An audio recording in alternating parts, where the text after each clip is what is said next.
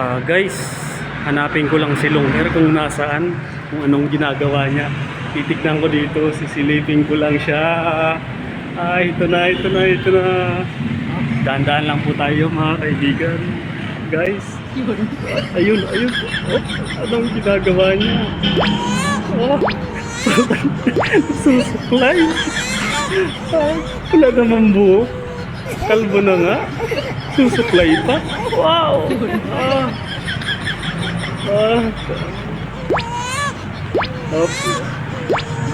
Anong ginagawa mo? Ayun na guys. Machong macho. Oh, sino?